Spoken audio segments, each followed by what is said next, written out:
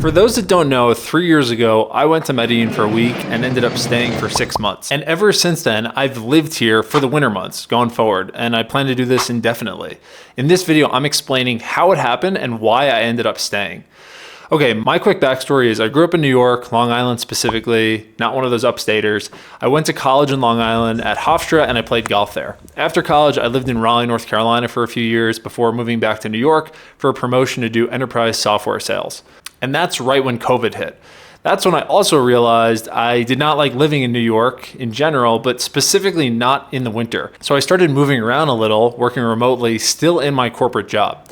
In that time, I bought more real estate to hit my FI number and had a little falling out with my employer. They thought I was spending a little too much time on real estate, which I was, and they ended up firing me. But from there, I had no geographic restriction. I just knew I wanted to travel more and wanted to start with a 1-month trip somewhere as I built my real estate and content business. So I did the only obvious thing to do to make this decision. I posted an Instagram story of the 2 places I was considering at the time for this 1-month staycation, either France or Colombia. Colombia ended up winning out by a small margin, so I said, screw it, let's give it a shot. I had one friend there, so I packed up my bags and went. So that's how I got to Medellin 3 years ago. But why did I decide to stay, and how does it compare to living in the US? So here are the factors that led me to staying here, and the last one is the one I least expected.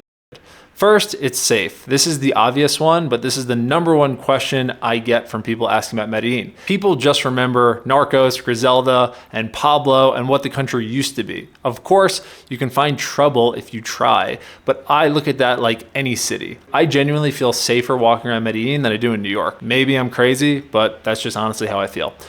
Since I've been here for 3 years on and off, and I've personally never had an encounter where I didn't feel safe, and I've asked lots of other friends if they've ever had weird experiences, and I haven't really heard of anything happening to anyone that I know of or friends of friends. 2, the weather is insane. I feel like a gringo saying this, but people say it. Medellin is called the city of eternal spring. It's cheesy, but it is true. The weather is incredible. From November to April, the temperature is typically 75 degrees, and it only rains usually at night. And since the city is at 6,000 feet elevation, there's almost no humidity or wind, which is amazing, especially for golf or just walking around and living. It's really nice. So for me, this is a huge factor when I compared it to other nomad cities like Bali or Mexico or other parts of Latin America that are insanely humid, insanely hot, windy, and rainy. 3, it's really easy to get to, and there's very little life adjustment. A few little things that add up and make life a lot easier. 1, there's no time zone change, so it's really easy to do business in the US.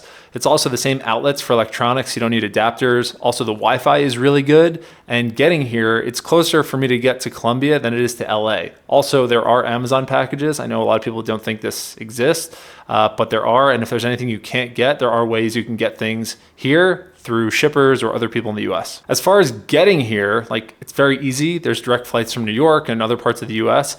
I didn't realize this when I first thought about coming here. I thought it was like a 10-hour flight with a big time change like other parts of South or Latin America, but it's just not. And it's really easy when you factor those things into living and just still doing business in the US or communicating with people in the US. Next, the food. So the food here is healthy, it's inexpensive, and really convenient. I have no proof to back this up. I haven't talked to farmers or done research, but it does seem healthier and feel and look less processed. As far as spending goes, I usually spend $25 per day on food delivered to the house. And if I go out to a nice restaurant, it's usually like $30. Spending way less on food than I was when I was living in New York and a lot of other parts in the US. And again, I don't feel like I'm trading anything off. I feel like the food is actually an upgrade from the US because it's not big box and it's not processed. And it's just a lot of organic stuff and fruits and vegetables. During the week, when I order food, I use this thing called Rappi that normally delivers food really quick, even though this year it's been a little slow for some reason. I don't know why, but it's great. You order stuff and usually within 10 or 20 minutes, it's at the house. The 5th reason, the people. Colombians and nomads or expats. Since Medellin ranks at the top of most nomad lists, there are tons of expats and Americans living here, which is really cool, but I've also been really surprised how welcoming local Colombians are to foreigners and how cool they are. So it's obvious that I'm a foreigner. I don't speak fluent Spanish. I'm 6'4", I'm white. I'm like an obvious gringo, but I've never felt unwelcomed or unwanted living in the country. Everyone's been really welcoming and friendly and really inclusive with anything they have going on. Number 6, you should know Spanish, but you can get by without it. So I do Duolingo and can get by with my broken gringo translator Spanish. But next year, I'm going to be going to a Spanish school and finally be able to speak the language. But it's not like France or other parts of Europe where people will make you feel stupid for not being able to speak the language. And it's actually fun messing around with Google Translate and learning as you go. And like I said, most people are friendly and they're happy to help you learn and they're really patient. So it sort of enhances the experience instead of adds stress by not knowing the local language. Number 7, and maybe some people's favorite one here. If you're a single guy, or I guess someone, guy or girl, and you like to date and party and have fun, you can do that here really easily. This is what most people think I go to Colombia for, and you might not believe me, but that's not why I'm here. Yes, Colombian girls and guys are good looking and you can have fun doing all sorts of stuff. But when I come here, it's the winter months, and this is when I'm usually building stuff or working on projects and adding new properties, and I'm not focused in going out and having fun and drinking and partying sometimes, but really not. But again, yes, if you're into that stuff or you want to be a passport bro or you're not having any luck in the US, there is a good chance you could come down here and have a lot of fun and do pretty well. Next, the cost. Okay, this is one of the biggest and most important reasons I think people come here. Of course, the other things are nice, but you can live an amazing life here for about $2,000 a month. And you're not living in some ghetto favela in a bad part of town. You can have a furnished apartment with all meals delivered, with all the amenities, a gym, a pool, in a good location for that price. And there's a reason lots of people that I'm about to talk about come down here. People that are in a slightly different stage of life than me, like 50, 60, 70 years old, but there's tons of Americans in that age range or other foreigners that move here because they can go from being pretty poor or having a tough retirement in their home country to have an above average wealth or income level in this country and get to play golf every day, eat good, be in good weather, and just have a chill lifestyle. So the cost is a huge thing here. You can probably cut your costs by 3 or 4x compared to most US cities, which for me made a huge difference too, because I'm like, okay, I'm building a business. I want to keep my costs lean in general. I also love it here, so it's not like I'm making a trade-off, but it de-stressed a lot of the business and things that I was trying to do because I didn't feel like I had to make money to support this expensive lifestyle that I felt while I was living in the US most of the time. And last but not least, the golf. So when I first set my life goals a few years back, I made the decision that I wanted to make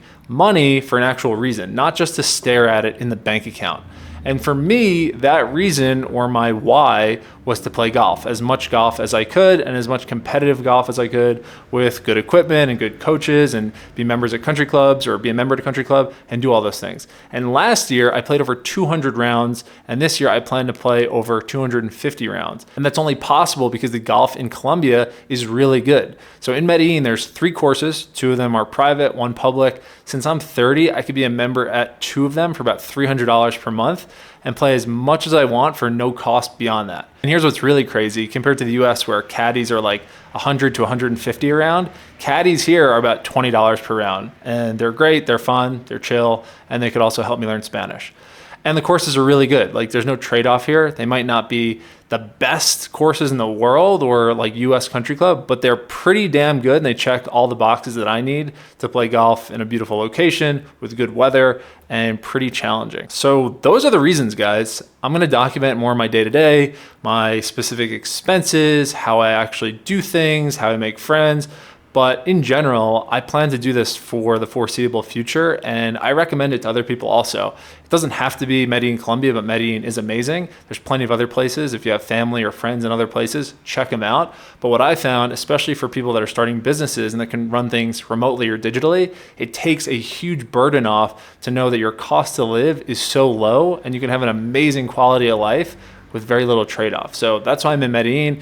If you have any questions about being a digital nomad or traveling or being in Medellin and this lifestyle, drop a comment below. I'll be answering any questions or comments and I'll be making more content about this. So if there's a topic you want to see, just let me know and I'll make a video about it. Until next time, guys, be great and I will see you on the next one. Peace out.